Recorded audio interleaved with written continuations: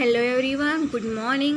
Today we will learn subject English from standard 4th English medium, जिसमें आज हम chapter number 6 पढ़ने वाले हैं, हमारा न्यू चैप्टर, जिसमें एक पोएम दी गई है फर्स्ट, जिसका नाम है Hiawatha. Okay, so let's start.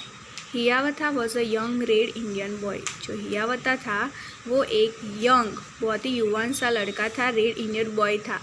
सो ये रेड इंडियन बॉय का मीनिंग क्या है वो हमें सबसे पहले समझना होगा.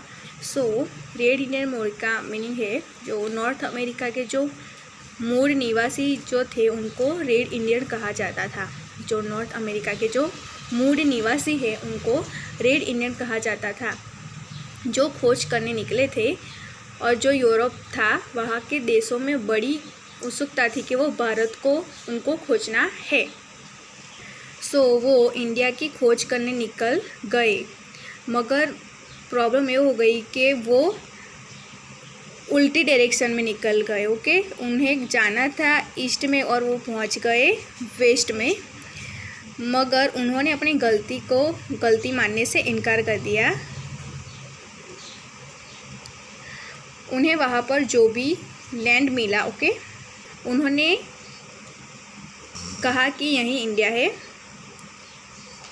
और ये वेस्टर्न साइड का इंडिया है. इसीलिए उन्होंने अमेरिका को इंडिया नाम दे दिया. जो लोग इंडिया की खोज करने निकले थे, ओके, उन्होंने गलत जो डायरेक्शन थी वो पकड़ ली और जिसके वजह से वो गलत जगह पर अमेरिका के पहुंच गए. लेकिन उन्होंने समझ लिया कि वेस्टर्न साइड का इंडिया है और उसको वेस्टर्न साइड का इंडिया नाम दे दिया. इसीलिए उन्हें वहाँ पर जो लोग मिले जो वहाँ रह रहे थे उनको उन्होंने इंडियन बोला. ओके, इसलिए उनको इंडियन बोला जाता है. और रेड क्यों बोला जाता है? तो रेड इंडियन वो इसलिए क्यों बोला जाता है क्योंकि वहाँ जो टेम्परेचर था वहाँ पे बहुत ही ज़्यादा धूप होती थी और वहाँ पे बहुत ही लंबी लंबी घास होती है, जिसकी वजह से उनकी जो बॉडी है वो रेड होती है. इसलिए उनको रेड इंडियन बॉय कहा जाता है. ओके, सो आपको रेड इंडियन बॉय का मीनिंग समझ आ गया होगा. उसके बाद है he lived with his grandmother Nokomis in a wigwam. Okay, जो हियावथा था, ओके, वो अपनी ग्रैंड मदर जो नानी थी उनके साथ रहता था, जिनका नाम था नोकोमिस, इन अ विगवाम. और जो विगवाम है, विगवाम एक जात की जो झोपड़ी होती है. ओके, हट, ये आप पिक्चर में यहाँ पे देख सकते हो. यहाँ पर देखिए एक जात की, एक प्रकार की एक झोपड़ी टाइप होता है जिसको विगवाम कहते हैं. तो उनके साथ वो अपनी नानी के साथ वो वहाँ विगवाम में रह रहा था. Okay, Nokomis taught Hiawatha about the wonders around them. और जो नोकोमिस उसकी जो नानी थी, ओके, वो हियावथा को उसके आजू बाजू की सारी जो चीज़ें थी उनको बारे में बहुत सारी उसको चीज़ें सिखाती थी. She told him about the stars, the trees and the insect, the birds, the animals and many other things. जो नोकोमिस थी उसकी जो नानी थी वो उसको बहुत सारी चीज़ें सिखाती थी, उसको बताती थी तारों के बारे में, इंसेक्ट के बारे में, बर्ड्स के बारे में, एनिमल्स के बारे में, और बहुत सारी ऐसी चीज़ें थी जो हियावथा को उसकी नानी सिखाती थी. Hiawatha grew up to love them all. और जो हियावथा था उसको नेचर के साथ बहुत ही ज़्यादा लव हो चुका था, बहुत ही ज़्यादा प्यार हो चुका था. He could talk to the birds and the animals and they to him. और जो हियावथा था, ओके, वो नेचर से बहुत प्यार करता था और इसीलिए वो एनिमल से, बर्ड्स से और बाकी के सारे जो चीज़ें थी उन सब से वो बात कर सकता था. Okay, then the little Hiawatha learned to every bird its language, learned their names and all their secrets, how they built their nest in summer, where they hid themselves in winter, talked with them wherever they meet them, call them Hiawatha's chicken. जो Hiawatha था, जो छोटा सा जो Hiawatha था, वो जो birds की थी उनकी लैंग्वेज सीख चुका था.